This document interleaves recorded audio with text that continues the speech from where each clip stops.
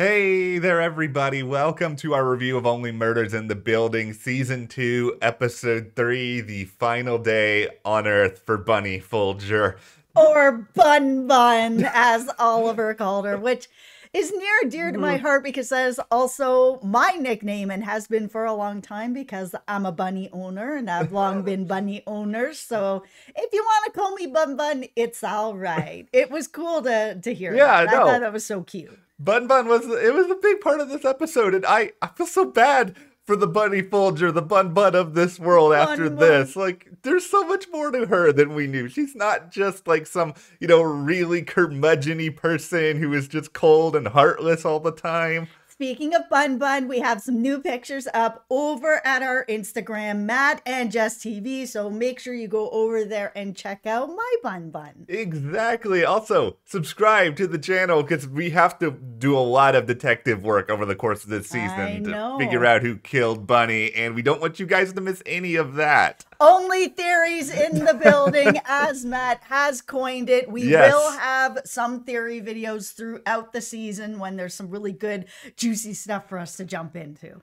There's a lot of juicy stuff just within this episode itself. But of course, like, this show, just without even all the theories, just throws this huge guilt bomb on the trio in this episode. If you people had just invited her into your little party, none of this would have happened. That was one of those moments where I really was so mad at the trio. Not because Bunny ended up dying, but because we spent this whole episode really learning about Bunny, that the community really likes her. She's very kind to the community around her. She does have some friends, even Uma, the two of them, where they're kind of like, screw you, I'll screw you. And you could see that they're both like, please don't leave. I don't really want to leave. Like, they have something there. It's just, there is such a respect for Bunny, even though, she's really hard at everybody, but she's kept the Arconia going because she really is detail oriented, cares about the building as much as she does. She's not afraid to be hard on people. And I just think in general, people recognize that this is just the way that she is, that she's not cold and mean at times because that's the only thing that defines her. I mean, really, on the contrary, we saw her give all this money to like Ivan the waiter at the restaurant. It's like she has a big heart. She just doesn't show it a lot of the time. That was the moment that I was just like, okay, so obviously people don't know Bunny all that well. Yeah. So when we got to the trio where she came upstairs with the champagne, she's wearing their hoodie and they just shut the door on her. I know it was supposed to be kind of this like funny comedic moment, but man, my heart just went out to Bunny and she's wailing outside the door. I'm just like, you guys are jerks. Yeah.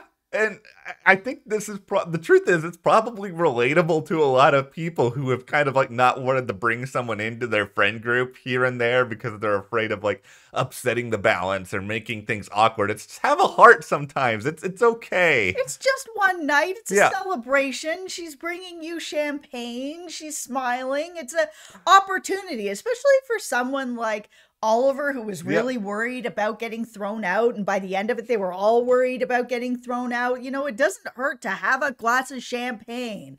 Yeah, it's gonna be okay. It's all right to get to know Bunny a little bit better. We certainly did throughout this episode. Yeah, and after all of that, it really seemed to be only Charles that had it kind of weighing on him, that he was kind of like, oh, if we had just invited her in, this may not have happened. We even saw him struggling at the beginning of this episode where he was like, Bunny might be my half-sister. I may have made out with her at a Christmas party after some eggnog. I don't know. How are we going to dissect this?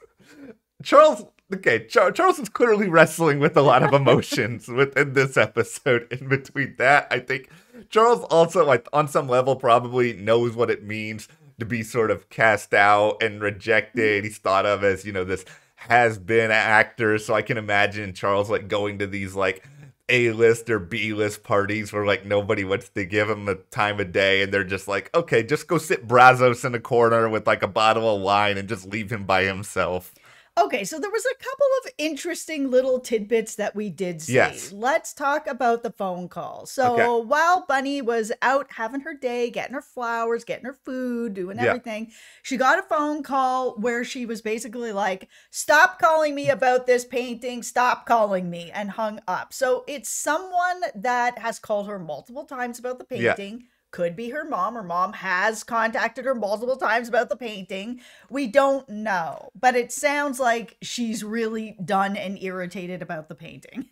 Let's go ahead and have the Alice conversation. Even though Alice is not in this episode, I think there's a lot of evidence mounting that Alice could be the killer, but it feels a lot like this is sort of the theory that Only Murders in the Building kind of wants everybody to be thinking about. I mean, you've mentioned in the past how, okay, Alice is capable of producing some sort of forgery, which, we found out that painting was a forgery. It wasn't exactly what Leonora had. So it makes sense that Alice would know the value of the original Rose Cooper painting, would want to harass Bunny on no end to try to find a way to get this. Beyond all this, it's very coincidental, of course, that Alice just so happens to reach out to Mabel at the time period that she did. Like, that's still weighing. Everything with, let's record Mabel destroying this sculpture. Like, that is interesting. Then you top all that off with, in this episode, we see,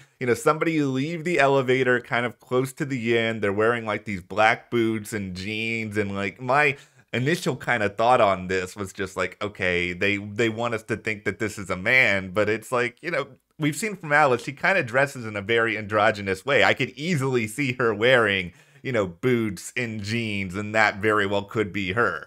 Well, I think if anyone's going to go murder somebody, they're not going to wear a dress and heels. They're probably going to wear something that gives them some sort of an edge on it. And after seeing the shadowed struggle of this, I mean, there were some other people that, we've been thinking about who it could be. Leonora, her mother. But I just don't think seeing that struggle the way that we did, that she's got the power behind her at that age to be able to take down Bunny the way that it was played out. I had kind of thought if Leonora got the jump on her and Bunny didn't see it coming and it was just like open the door, stab her right away, that then she would have been able to kind of get away with this. But now I'm not sure. And I know that they've set up this whole thing that maybe it's Nina, that we saw Bunny was going to retire and she was ready to retire. And at the last minute, she was kind of like, no, I'm not ready yet. And Nina was like, no, we agree. I'm the person. And Bunny's like, yeah, you are the person and you will be the person, but I'm just not ready yet. It's not Nina. Nina's not going in there and doing that. They're clearly having some fun with us, and this whole Nina is the top murder suspect in episode 3 is never the murder suspect at the end of the show. She just also, I guess you could say, maybe some people think becoming president of the Arconia is enough motive to kill somebody, but I don't buy it. Nobody needs to be the president of a building that bad to deal with a bunch of like annoying people breaking rules and violations. You don't kill somebody for that. No, I don't think so. Especially since even in their heated argument, Bunny still was like, yeah, you're the person. You'll be the person. Like, that hasn't changed yet. Until Nina brings up that she actually wanted to modernize the building, which was, a big betrayal more for Bunny than it really is for Nina. Nina's the one that lied about it and was like, yeah, I'm going to keep everything the same and we're going to make sure everything's the same. And now Bunny has learned that that is not the case. But just the same, I really don't think that Nina has enough of a motive. That is not enough of a motive. No. But if it is, I mean, I don't know. I wouldn't be that happy with that. I don't think it is. No, I don't think it is. I mean, the irony in all of this is I think Bunny would actually have more of a motive to take out Nina than the other way around, because Bunny, it's established in this episode, the Arconia, it's her entire life. Like, there's this whole scene in here where she sort of talks with Ivan the waiter a little bit about, what happens when you lose that one thing that you're devoting everything. And I think he's just making kind of a doing kind of a kindness to her and sort of saying, oh, you want more tea? But I think he realizes what exactly is going on here. Okay, let's talk about that scene, because Ivan also was like, hey, you came in here yesterday. I wasn't here for my shift, but the other waiter said that you had a friend with you. Is that friend joining you? And she says, that person is not my friend. And I think that whoever that person is the murderer, whoever she met with for lunch. Because when she opened the door and got murdered, it felt like she was like, you know, kind of like, what are you doing here? Like, she knows who it is. And I think that that's who she had lunch with. Yeah, I think it's somebody who clearly is not a common visitor at her apartment, but somebody that she's definitely familiar with. Like, I tried to do some, like, shadow studying on that final scene, and I am no expert in silhouettes, but it felt like the person who was killing her may have had either glasses or a very specific kind of mask. There was, like, something protruding from, like, their face that didn't make it seem like it was an ordinary shadow. I mean, I know that's neither here nor there here, but yeah, I think whoever she met with at the diner, I don't think it's the same person who she was speaking to, you know, on the phone about the painting, because she was so dismissive of that person on the phone. No, I don't think she's meeting up with the person on the phone about the painting. I honestly thought that we were going to get a lot more about the painting, because it had felt like that might have been the motivation of why she ended up getting killed, but we really didn't get very much of that. In this episode, it really sort of was painted that besides Nina, by the end, no one really had that much of a problem with Bunny. That they knew that she could have a sharp tongue, but underneath it all, she was a good person that really cared about this building and really cared about the people in the building. Even when she was giving her speech to the parrot, she was getting all choked up about it. Like, she truly cared. And I think even just that exchange with Uma, that you could tell that everyone knows how much she loves this building and the people in it. So I think it's just, I don't think we've seen the person yet. That's why I'm still dying on the hill that it's Charles's dad and he is still alive. It's a stretch, but you know, here we are. Theories in the building. Theories in the building, indeed. Yeah, I don't know if we've met the killer yet either, just because I keep trying to go back and forth in my head. It's like, I don't think Alice did it. I know that there's all this evidence and everything else, but there's just no way they're gonna make the killer a love interest for a main character 2 seasons in a row. I just don't buy it. And then it's like, okay, everybody else who we're seeing on the show right now, it's like, Howard's not gonna do it. I don't think he's even capable of doing it. Like, did she criticize his note-taking the wrong way or something like that? I mean, she gave, the doorman a little bit of a hard time. By the way, doorman, I've realized, is also Brimley from The Blacklist, which just kind of makes me laugh. But yeah, he's not going to go and murder Bunny because, an issue with the plate. Like, there's something more going on here. I think you nailed it when you said it has something to do with the scene at the diner. There's something that must have been talked about there that gives someone a motive we don't know about yet. Yeah, especially since we've seen Bunny all over town and everyone is really friendly with her. And that's the only time that we saw in this episode where she said, that person's not my friend. And I was like, oh, okay. And then I was they brought up Amy Schumer in this. Yeah. There was a minute that I kind of wondered if maybe they're trying to do something fun with that maybe she would be the killer and that it is sort of her diving into her role as much as she possibly can kind of thing. But it's not enough motive to kill Bunny. No. If that was the case, she would have killed Charles. Yeah, the motive's not fully there. I mean, I'm sure Amy Schumer would probably be game to play the murderer as herself, but still, the sort of idea that's kind of circling around in my head, and this is an idea that there's no real evidence for, I'm just saying that right now, but we saw throughout this episode, Bunny is thinking a lot about where she is at this point in her life. She's giving, the waiter a lot of money. She's contemplating a move to Florida. I mean, she's got a good bit of money. Like, that has been established. And I think it's fair to question or wonder if this discussion she was having at this diner was about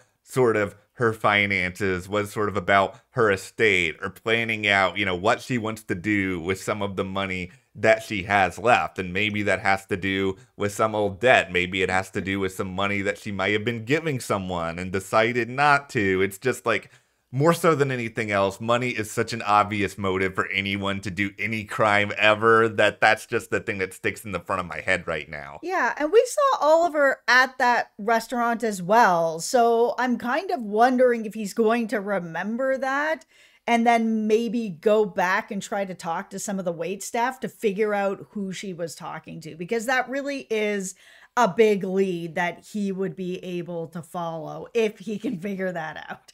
I hope he can figure it out, because Oliver is just, he doesn't have the story of Mabel or Charles at the moment this season. Like, he's just kind of really there. Now, are you glad that they have already resolved that the bird actually knows nothing and was just watching a movie with Bunny at the end of the episode? Oh, that bird knows something. That last scene where the bird was kind of like had shocked face watching what was happening. That bird knows something. Okay. Like, I know that the bird was just repeating what the movie had said. However, we saw throughout the episode that the bird does pick up on a lot of stuff that's going on in the apartment. And, the bird is the alarm clock. The bird's listening to the speech. The bird is watching TV with her. I mean, the bird has seen something. It's just, was there enough said in that moment? Because we didn't hear anything except Bunny kind of be like, what are you doing here? And is there enough that we just haven't seen yet that the bird did take in? I think the other funny part of this would be that if the bird did take something in, how do you get the bird to actually say it? Like, we had this scene where Charles and Oliver were trying to impersonate Bunny, but clearly that's not enough of a trigger for this bird. They got to get inside the mind of this parrot, however that may be. I am no parrot expert. You're not? I spoiler alert, everybody. I may be not even an amateur detective. I may be a spouter of weird theories, but that's about it. But yeah, this episode, it didn't necessarily produce a ton of big suspects, but I think it was a very fascinating sort of look into Bunny and who she is. It reminds me a lot of the episode with Teddy and his son last season, where we just devote a lot of time to this other character who's involved in this case. No, I think it was a really important episode for all of us sleuths out there to really get to know Bunny, because all we've really known about her, at least the way she was portrayed last season, is just that everybody hated her, and that is absolutely not the truth. Almost nobody hated her. They just, she just had a sharp tongue. Well, we will be here with more theories in the building, more only murders in the building. Yep. We've got a lot of great stuff on the way. Hit that subscribe button so you guys don't miss any of that. And we'll see you here next time.